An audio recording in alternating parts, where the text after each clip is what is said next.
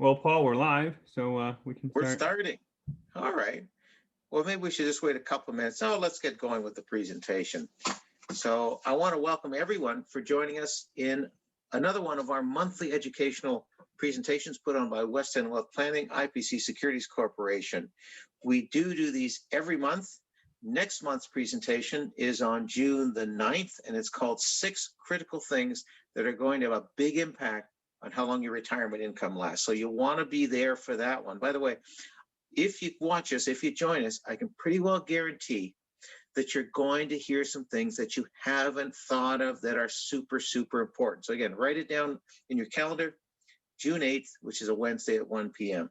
I want to introduce Akiva Ames. For those of you who haven't met my trusty right-hand and left-hand man, as I mentioned before, Akiva, I've never met any man in my life who enjoys wealth planning better than Akiva, a wealth of information. So I'm very happy to have Akiva with me today. Just a few housekeeping things up front before we get going. We're going to try to be very respectful of your time. We're going to make sure this is over maximum by 2 p.m. Okay. The other thing, I want to let you know that we're going to take questions during the presentation. We want your questions, and there's going to be an incentive for you to ask us. And we're going to try to ask or answer them as best we can during the presentation. And here's the kicker for everyone. We're going to be giving away 5 books for the best questions. And what we have here is Tom Dean's book, Every Family's Business. This is a fantastic book. We actually had Tom do a webinar with us back in January. This is his book that was a bestseller on the New York Times.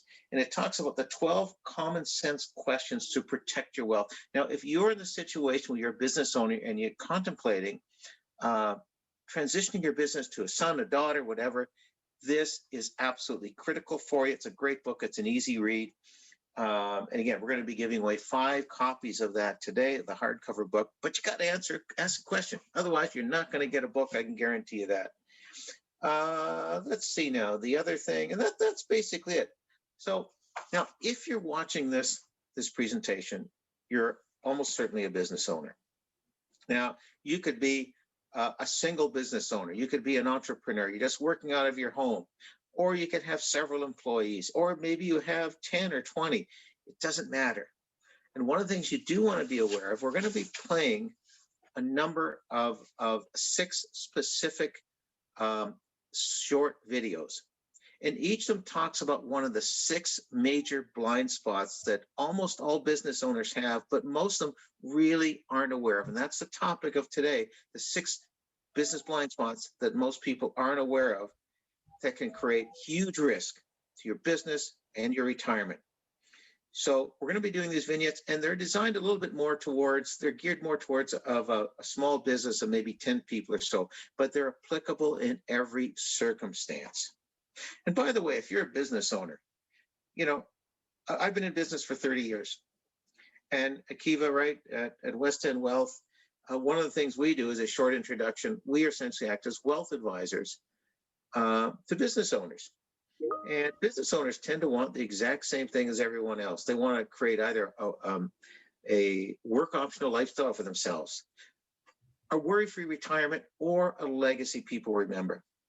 And to do that, what we've done is we've developed a proprietary process that's designed to put all of the pieces of the business owner's financial puzzle in one part.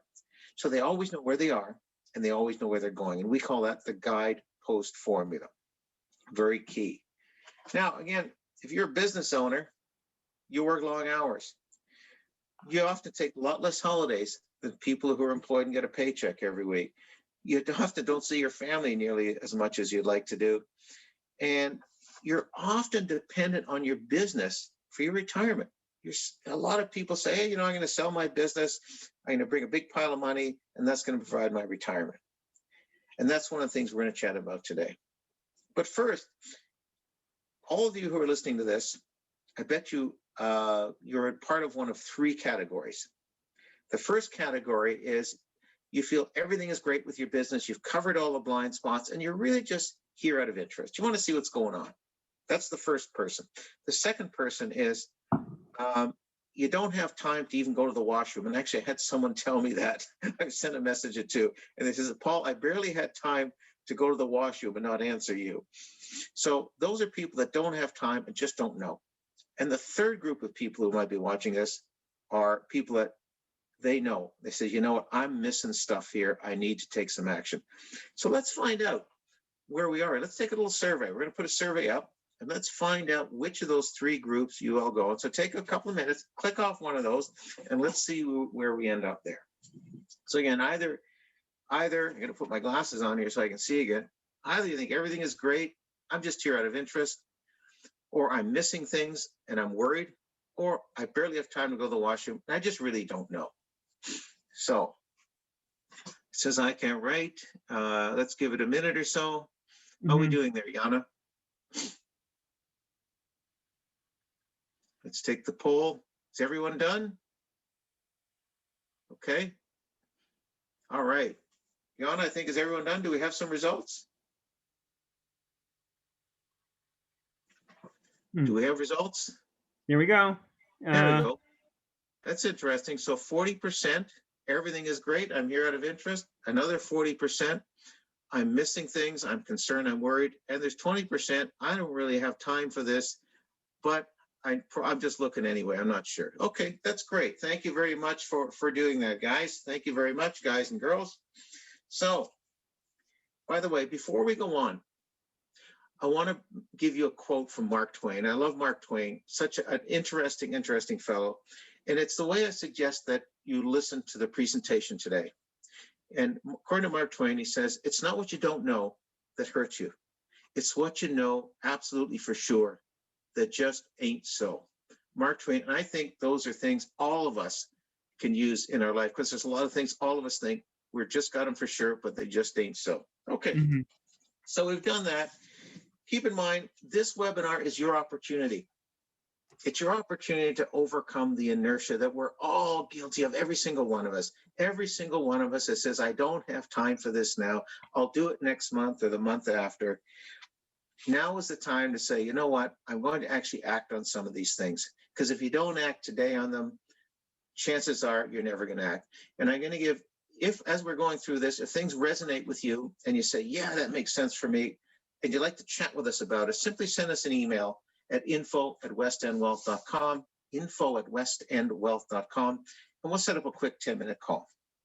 Okay. And just again, two things that were going to happen at the end of this today. You're going to either find that everything is fixable and we have to be proactive with it. Okay. So let's begin. So Paul, what's the typical response we get when we speak to our business owner clients about planning?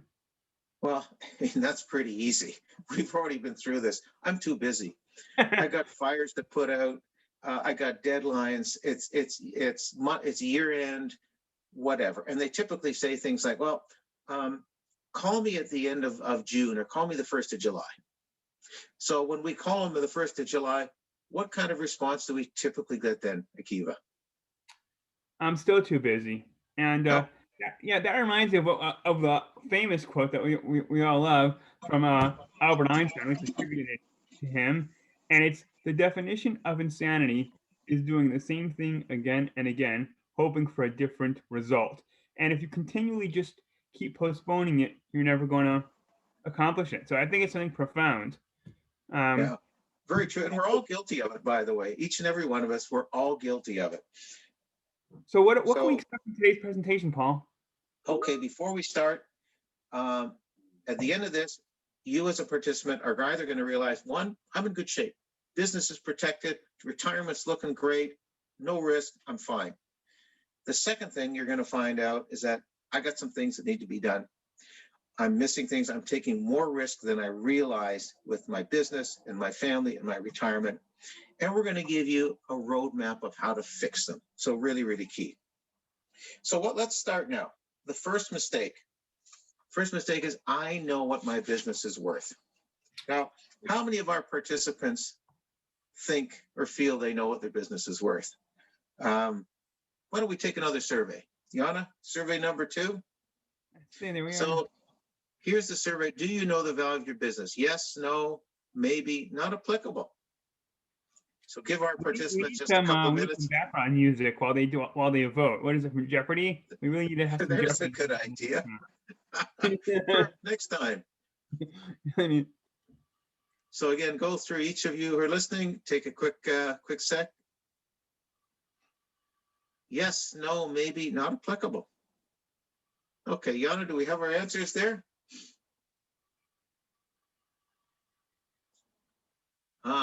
20%, a little over a quarter know the value of the business. Fantastic. Almost half don't. Maybe and not applicable. Not applicable is really someone you're working. You're just a self-employed consultant, something like this. Your business value is you. Okay, fantastic. I guess That's the great. thing there is really like 2/3 of people listening say they don't really know the value of their business. So that's kind of a significant number. Well, let's take a look at that. That's important. So let's take a look at a short video of two people having lunch. Now, this is an owner of a business and the wife of her ex-partner. Her ex-partner's passed away. Now, bear with us here, by the way. We haven't done this before. We're doing videos. Hopefully, this is going to go across seamlessly, but just give us a moment here. We're going to share our screen, and hopefully this is going to work good. There we go. Lawyer yesterday. That's why I wanted to talk with you today, before our meeting next week. Okay. I hope you understand that I'm really not trying to be difficult. It's just that, unfortunately, Jack didn't leave me a lot. But what I do have are 3 kids, and college tuition, and a mortgage. And when I saw what I was getting from the buy-sell agreement, it just isn't fair. Ellen, that document was drawn up nearly 10 years ago. So? Jack and I just never got around to updating it. As hard as that is to believe, that's really what happened. So what are you saying? What I'm saying is if there were more money to give you, I would. But the only way for me to raise more cash is to sell the business. And if I do that, I've lost everything I've ever worked for. Jim, I know the business is worth more. Look, my attorney said some of the language in the buy-sell agreement just isn't right. So if you can't raise the money to meet the valuation that he just did, then maybe I have to get involved with the business. Maybe as a partner. Or young Michael. He's doing great in business school. He has a lot of great ideas. He's always been interested in the business, and it is something my attorney and I spoke about as an option. Ellen, I think you have a fantastic kid. I really do. But I don't know how we would make that work. I really need to think about it. Michael would really love it, and his dad would be so proud. So let's just see what we can work on for Thursday, because I just want my fair share.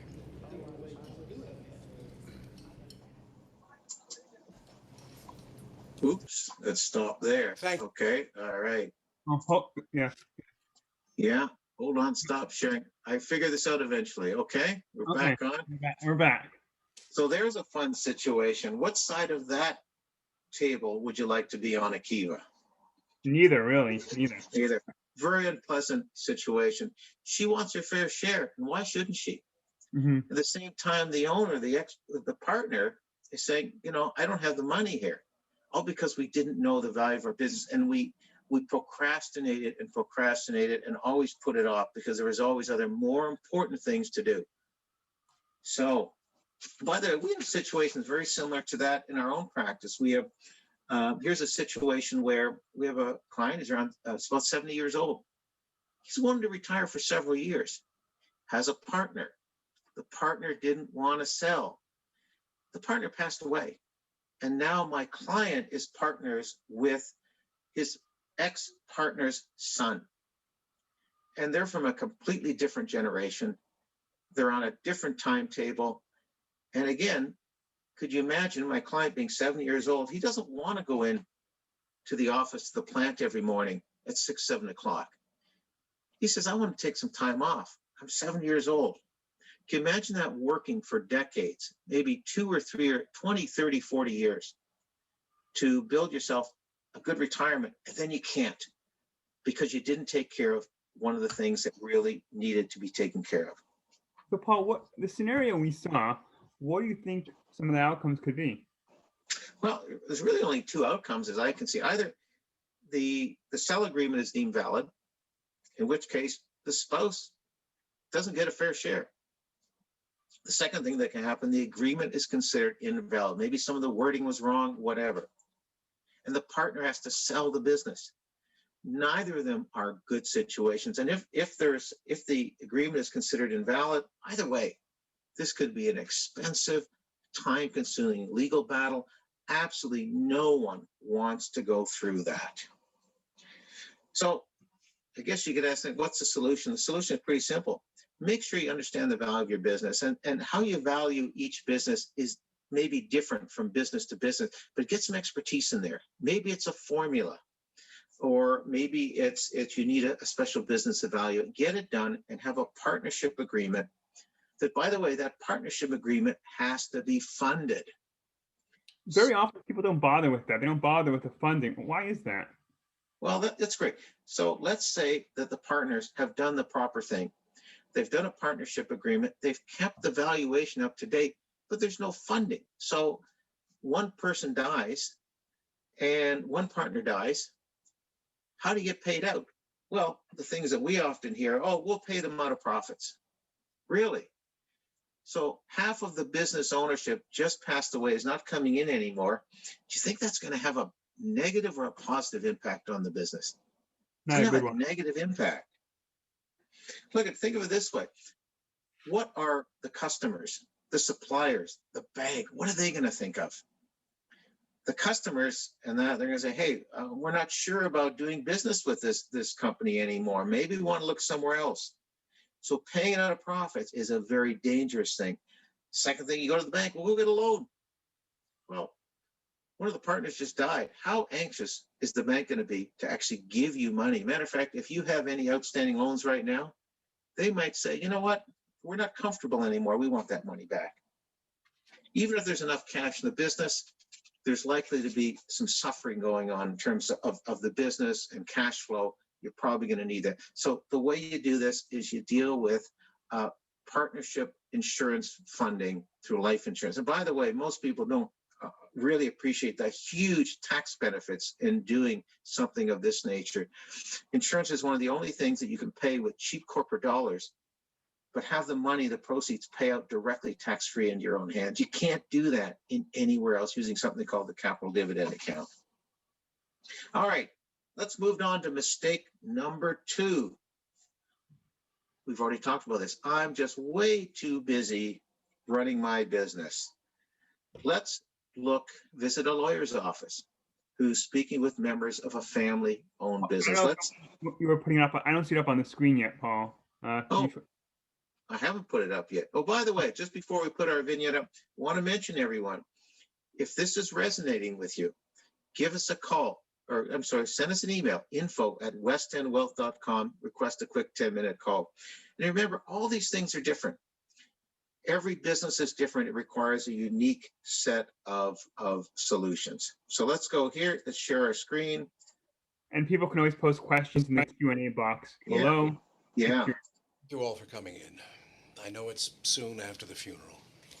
You sounded worried on the phone, Gene. What's wrong? Look, I'm not going to kid you. We've got problems. What kind of problems? Well, for starters, who's going to run the business? Larry never formalized who would take over if anything happened to him. That's something we need to deal with now. That's easy. Dad always told me I'd take over the business if anything happened to him. What? He never said anything to me about that. That's what I said. He told me. Well, if you think I'm just going to take your word Listen, that he Michelle, said you were going I've to been take working in over the company for the over company. 20 Well, years. don't think We didn't come here to watch you two fight. Gene, what about Tom? Larry thought the world of him. He's head of sales. He knows the company. Mom, I'm his son. Who knows the company better than I do? Oh, really? Time out. Listen to me. We may not even have a business to argue about. Now, Larry's will divides the worth of the business between you three and your mother. Well, we worked out the initial calculations, And you three are going to have to pay a tax liability of almost $4 million. What? That can't be right. What are we going to do? We'll get along. Don't count on it. We're talking about a lot of money. And for a business that just lost its primary asset, your father. No, the way I see it, you're going to have a problem with any bank, including the one that you're working with now. And Jared, there are no specific restrictions attached to your shares of the stock if you don't want to keep them. Jared can't just sell his stock to anybody. He doesn't even work in the company. I mean, I wouldn't worry about me. Obviously, there's bigger problems to deal with. We're going to have to work this out. And sooner rather than later. It's all part of settling the estate. How did this happen? Look, we all know he never meant to leave things this way. And Carol, you know how long I'd been after him to sit down and work out these details with his other advisors. But there was always another fire to put out, always another deadline. He just never got around to it. what a mess.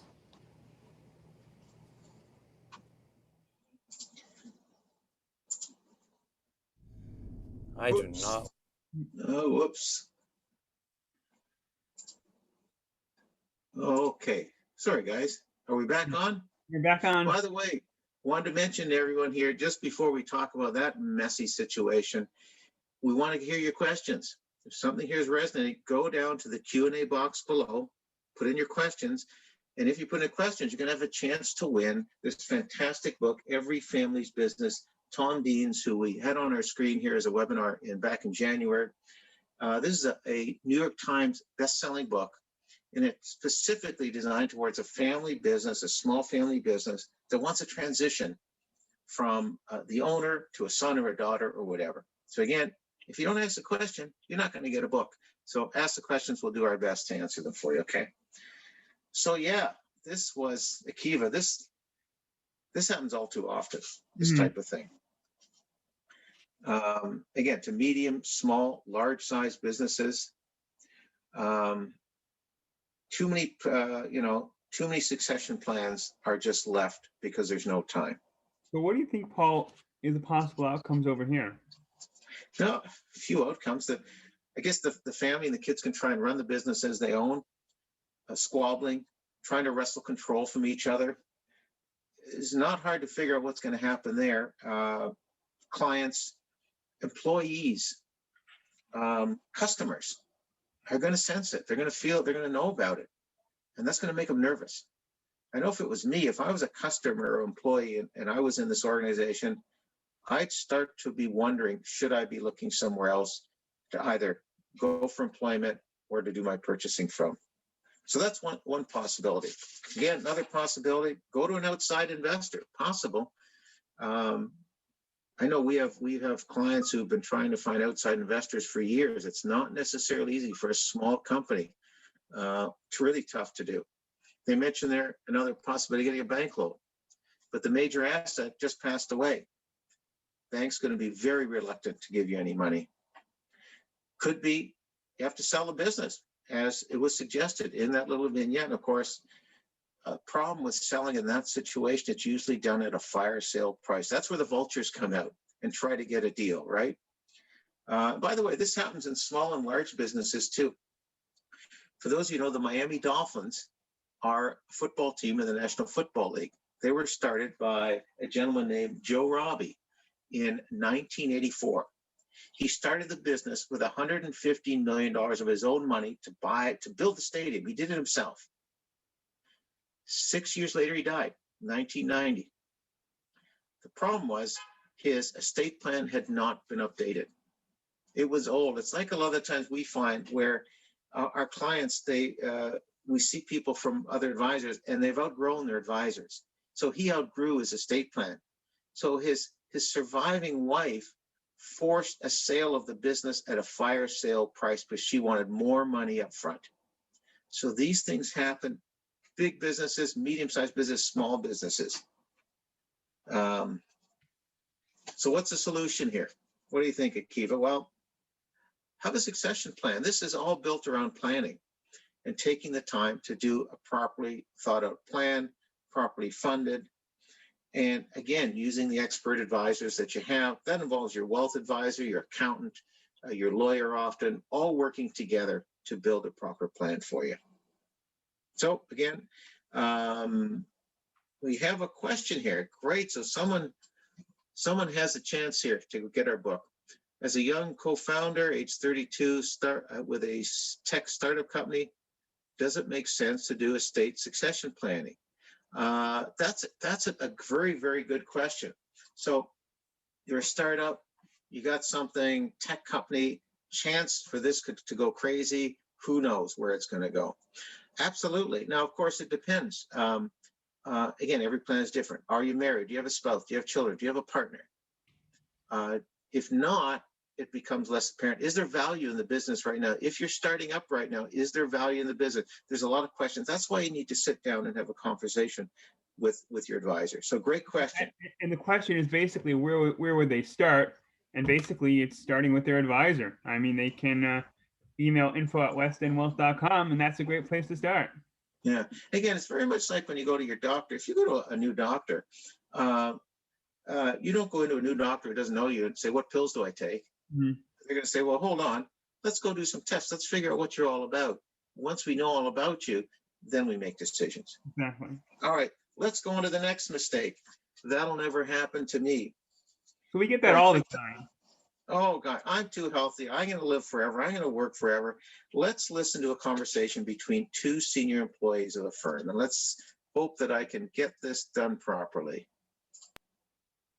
Like hospitals. Yeah, who does? He's going to be okay, though. That's what matters. Yeah, I know. And I'm not trying to be insensitive here, but did you hear what they were saying about treatment and recovery time? You know, there's chemo, radiation. They're guessing 12 months. Right, a year. Look, that's just their guess. Maybe Jeff will surprise everybody and be back sooner. We don't know. Happens all the time. It's a possibility, that's all I'm saying. Look, I hope you're right. I really do. But we can't bank on that. We have to figure out what to do with the business. How do we deal with a year without Jeff? He opened all the key accounts. He's not just the president, he's our top sales guy by a long shot. Some of his customers already know what's going on, and it's just... Look, he's got to focus on getting better, and we got to help him. But that brings up another set of problems. The little bit that we can give him is forcing us to run underfunded. Again, I'm not trying to sound insensitive, but this is not a good spot for anybody. No, I know you're not. There has to be something we can do.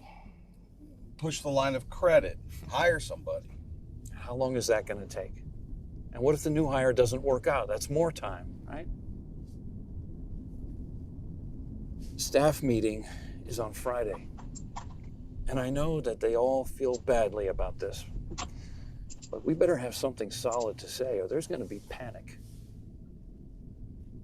Have you spoken to anybody? No. I just got an email from Elise while we were in with Jeff. She wants to meet with me tomorrow. What do you think that's about?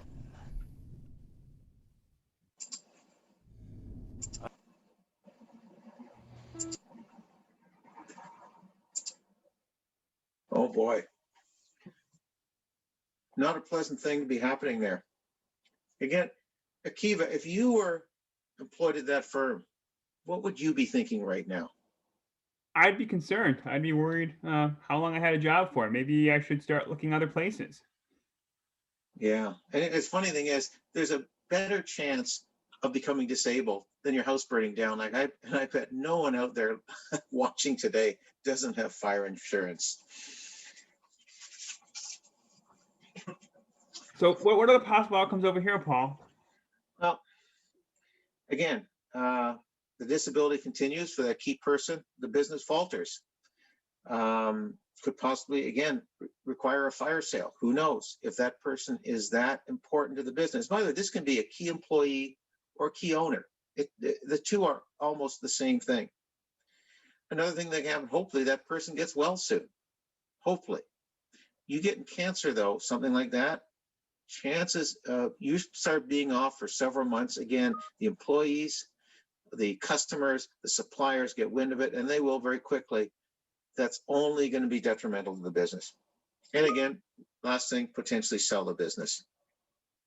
So now, avoiding these outcomes really isn't that difficult. That's the same thing. It's just doing the planning work.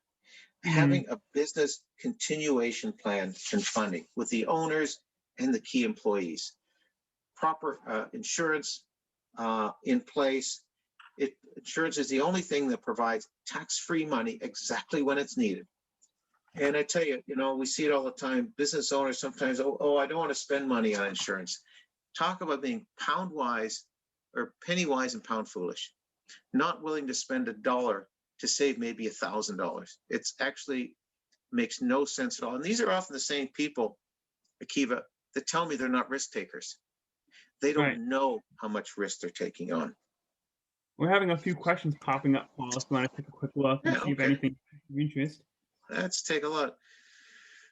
What risks exist for a business that is owned by a wife, but her husband helped her in the day-to-day running of the business? The couple is now divorced, and the wife has a common law partner helping day-to-day. What should they now be to protect everyone's interest? That's almost a question for their lawyer. That really depends on the separation agreement.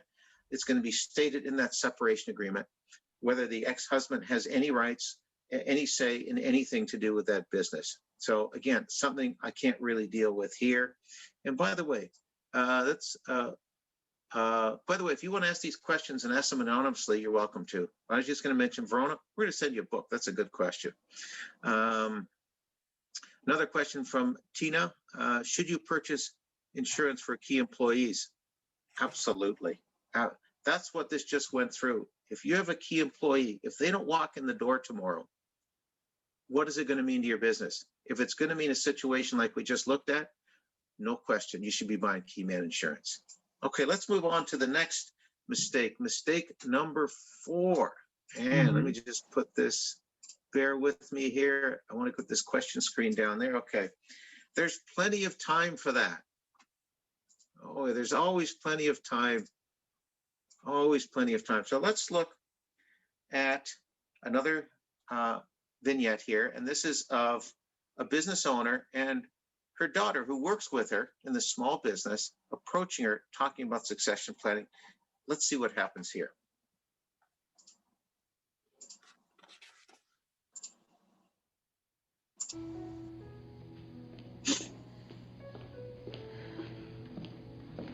Hi, Mom. Hi, Cheryl. How was lunch? It was fine. Could I interrupt for a minute? Sure. What's on your mind? Do you remember my friend from business school, Jeff Morgan? Wasn't he the fella who works for his father in that manufacturing firm across town? Worked for his dad. Past tense.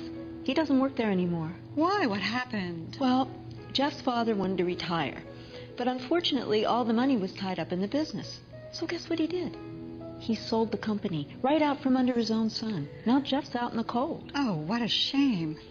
Didn't Jeff want to take over the business when his father retired? Yes, he did.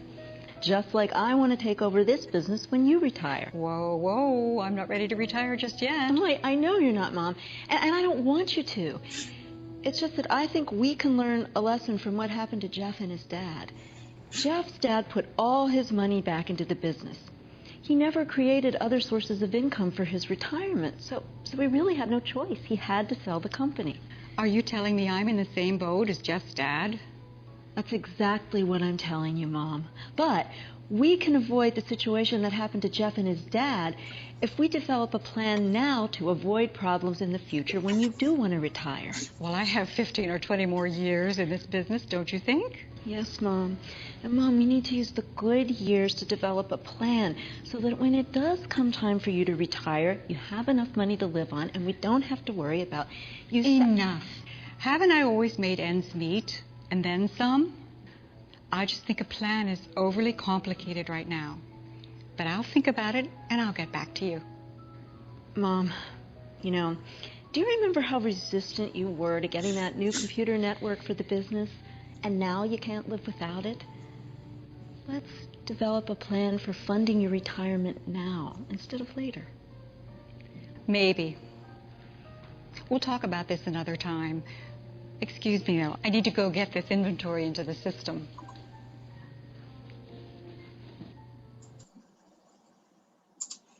So, Paul, what's her hesitation over here? Well, that's a good thing to say. It's a hard thing to say. Some people just want to ignore reality. And I can't really say in this particular situation, but this is something that happens often, right? People put it off. They think it's never going to happen.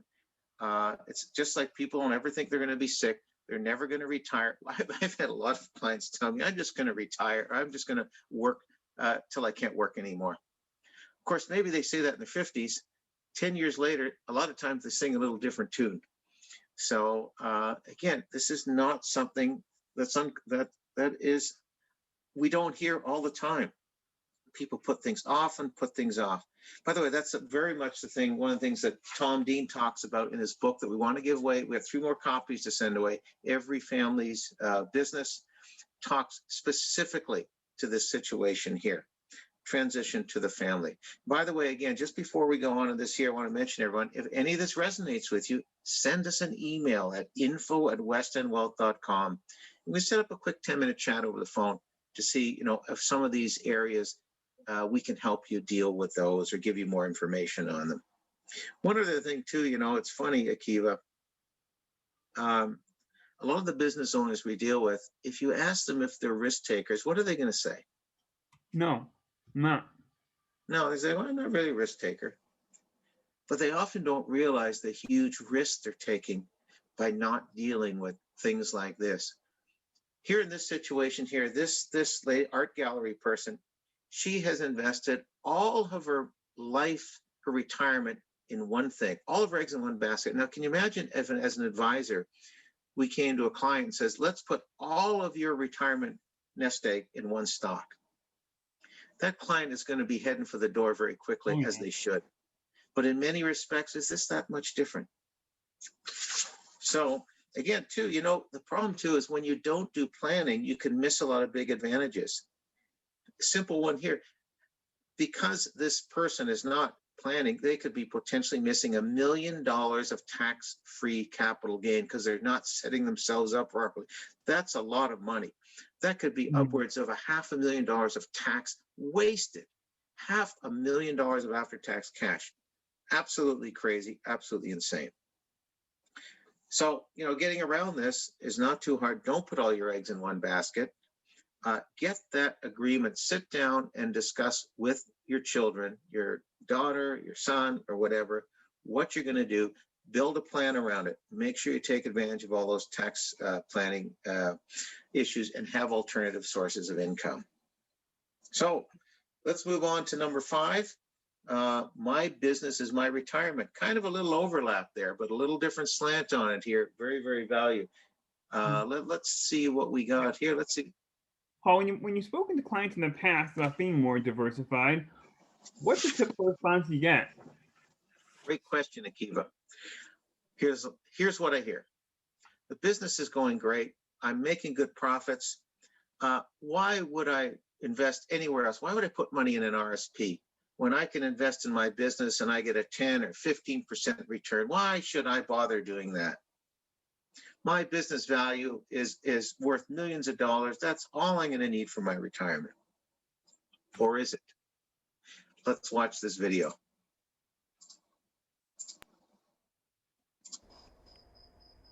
Up again? It's the business.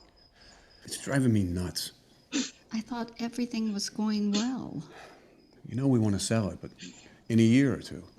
Yes, you said you contacted buyers and things look good. They did. But it seems every day that there's something else. Competitors with venture capital, tons of press, government regulations, technology.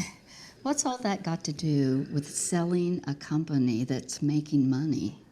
Maybe nothing. But maybe everything. I mean, it could change the marketplace, affect our valuation. which means you might get less. Yeah, a lot less. The people I'm talking to, they see what I see.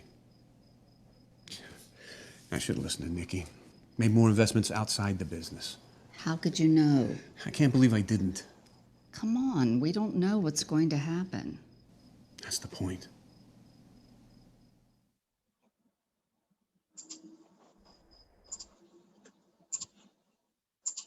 I wonder how many people who are in our webinar today are in that situation. Everything goes into the business, always putting off, putting off. We've had people come to our practice, right, Akiva, with unused RSP room in the hundreds and hundreds of thousands of dollars. Everything goes into the business. And that's all great until it isn't great. I mean, let's look at in that vignette, it talks about some of the things that had happened. New, more efficient competition can come in the market all of a sudden, and you're not competitive anymore. Look, it's very simple. We've had this with one of our clients. Cheap Chinese imports come in and they say, boy, they can undercut us by 50%. Business isn't the same anymore. Yeah, big Change problem. demand. Sorry? No, but I was just saying, there's big problems over here at Kami. Sure. Change in demand for products. New technology comes in. Boy, could you imagine again, working in a business for decades, building up what you thought was going to provide you a comfortable retirement. And a year or two, or shortly before you want to retire, these things happen. And these things happen every day. Technology, things are changing so quickly. And you don't have anything else. You put all your eggs in one basket. You did the things that you'd say you'd probably never do. So what does an owner do in this situation, like what we saw? Well, you can do something. If you're the business owner, you can do some things you don't want to do. You can delay your retirement. You keep working. And that may mean you're working in an environment that you may not want to, where there's new technology and you don't want to really deal with this kind of stuff. You just want to retire. You might have to delay retirement, or again, sell your business at a fire sale price. Again, working decades to build up a value. And again, you got to give it away on the cheap at the end. So we've got another good question coming up, Paul, if you want to take a quick look. Oh, okay. Let's just take a look here. I'm one of 3 major shareholders in the business. I own 25% along with the 3 co-founders. How would I go about diversifying my retirement funds? Surely I can't just plan on selling my shares. I'd be setting up a retirement fund for one of the person's holding companies. Great question, Cal. If we haven't, let's make sure we send Cal a book. All right, let's mark that down. So Cal, again, it depends. You should have an agreement to get out of the business with that should be your partnership agreement. What happens if one person gets out? So that should be, again, planned up ahead of time. Secondly, in terms of diversifying, absolutely. Maybe you should have an individual pension plan or an IPP. What about corporate investments? A portfolio in your corporation. You should be, I don't know how old you are, but putting aside a significant amount of money. There's where you're going to sit down with your wealth advisor and run the numbers. What do I need to retire? What type of income do I need? What type of cash do I need to needs to come into play when I'm ready to retire to provide me the income that I've worked so hard for? So great question. Thank you, Cal, very much. So let's go on to number 6. Sounds good. You can't beat the tax man. So who doesn't complain about taxes? I actually love it. I hear it every day because we can give them solutions to deal with it, but who doesn't complain about it? Well, every business owner is vehemently upset about the taxes they pay. I'm one of them, I might add. But aside that, let's look at a vignette again about a situation that revolves around taxation. Here we go. Okay. We're not seeing the screen yet, Paul. Sorry about that, everyone. You're doing good, Paul. 5 out of 6. That's a good mark so far. Thanks, Akiva. All right, let me get back on this. Whoops. Okay. Why isn't this working for me? Now this is getting embarrassing here. All right, so let's do the share.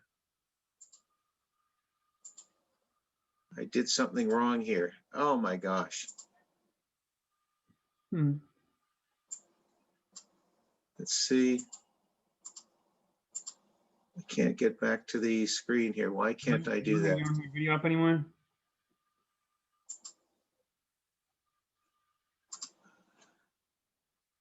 Darn.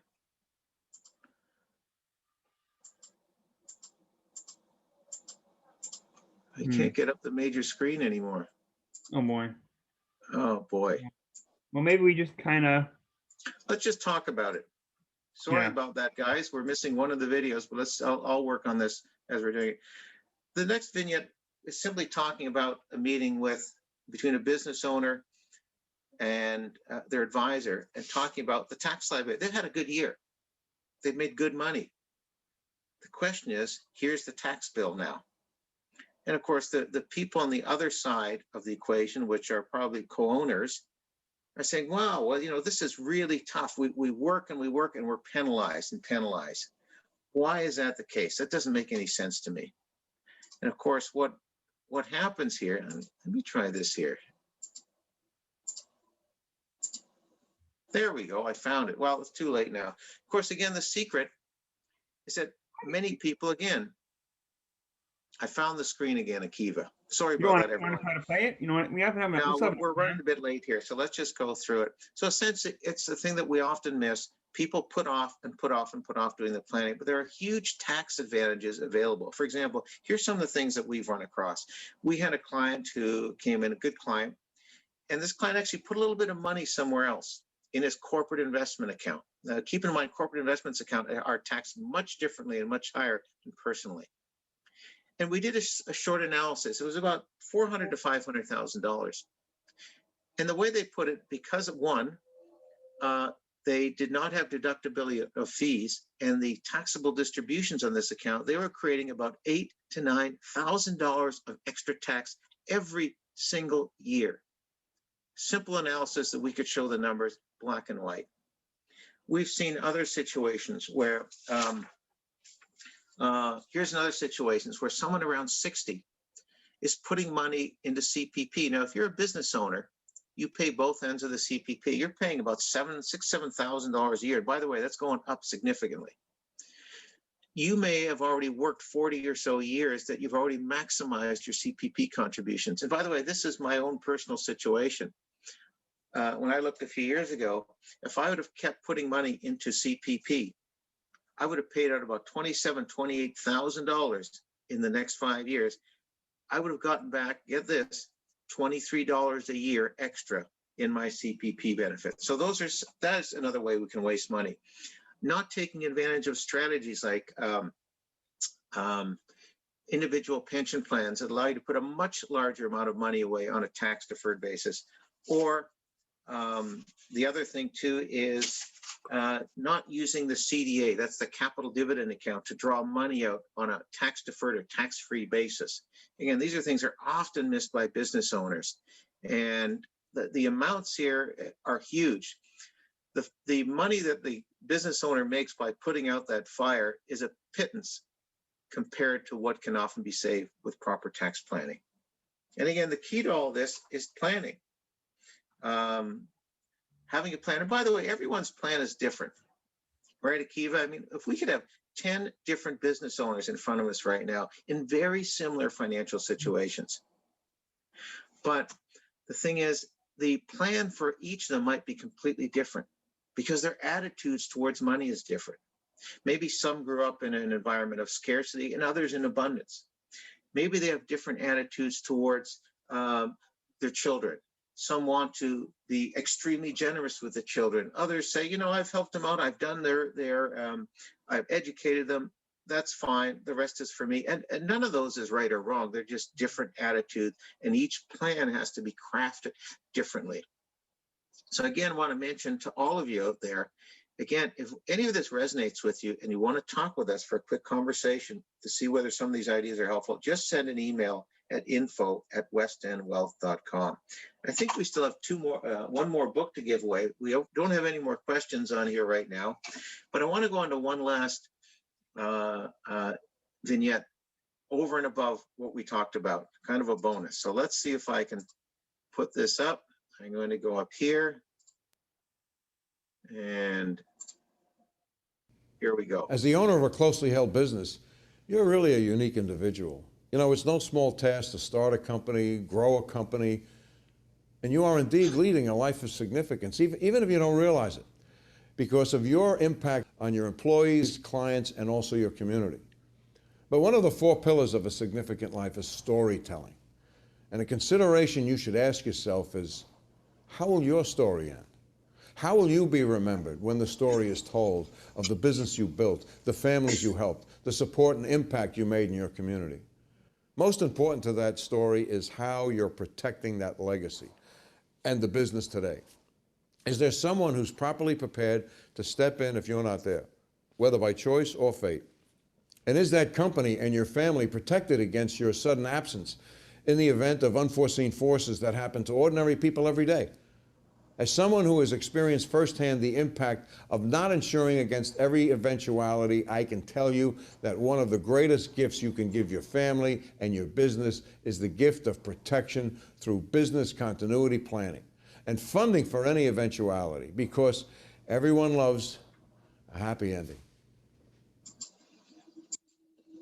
Now, I wonder how many of our listeners today have planned ahead for a happy ending, no matter what the situation is. By the way, I'm going to mention to everyone listening that this is really your opportunity. Again, this is your opportunity to get away from the trap that we've all fallen into at numerous times. The trap of putting things off and putting things off until the event happens, and then until it's too late, until you or your family, your business, your retirement, the damage has been done. Again, for those of you who are interested in this resonates for, send us an email at info@westendwealth.com. We're happy to chat with you. Just a quick 10-minute call, ask a few questions each other, see if there's some of these areas make sense to implement within your situation. By the way, there's no such thing as a bad question. A lot of times, Akiva, right, we get clients, I think they're a little embarrassed to ask a question, but no question is a bad question here about I this. always encourage people to feel free to ask. Always better to ask and get it out there, because years ago I had a much older friend that told me, a no you have already. So whatever your question is, if you don't ask it, you already have a no. So if a person may have a question about tax strategies or whatever it is, ask the question, because worst case scenario, it's a no. Yeah, and here's the thing: what we're really trying to avoid. You want to avoid putting yourself in the situation where 10 or 15 or 20 years from now, you look back and you say something like, my God, why didn't I do that 10 years ago? Why didn't I do that 15 years ago? Now I put myself in a bit of a pickle, some type of a financial pickle, either because I've got all my eggs in one basket, I haven't put the protection in place, and now what I've depended on for my retirement, it's not there anymore, or it's not there as nearly as big as I thought it would be. So with that being said, I think we've done much to complete what we want to talk. We're actually a few minutes early. Is there any other questions that anyone would like to ask? Simply go down to the Q&A at the bottom, and we're happy to answer any question. We do have a couple of minutes left. There's that one question on a specific investment portfolio, but that's not something we can really answer without knowing all the specifics related to that party. Yeah, not really appropriate right now. Okay, well, that being said, I guess we're going to end things up a bit early. Listen, thanks everyone for joining us. We hope you found this useful. We hope you found it enlightening. We hope it brought some questions to your mind in terms of what you're doing for your business. Mm-hmm. Okay, with that being said, thank you all. Thank you, Akiva, for joining me here. It's been great to have you and helping me out. And hopefully we'll hear from all of you who have listened shortly. Okay, take care, everyone. Stay safe. Have a good day.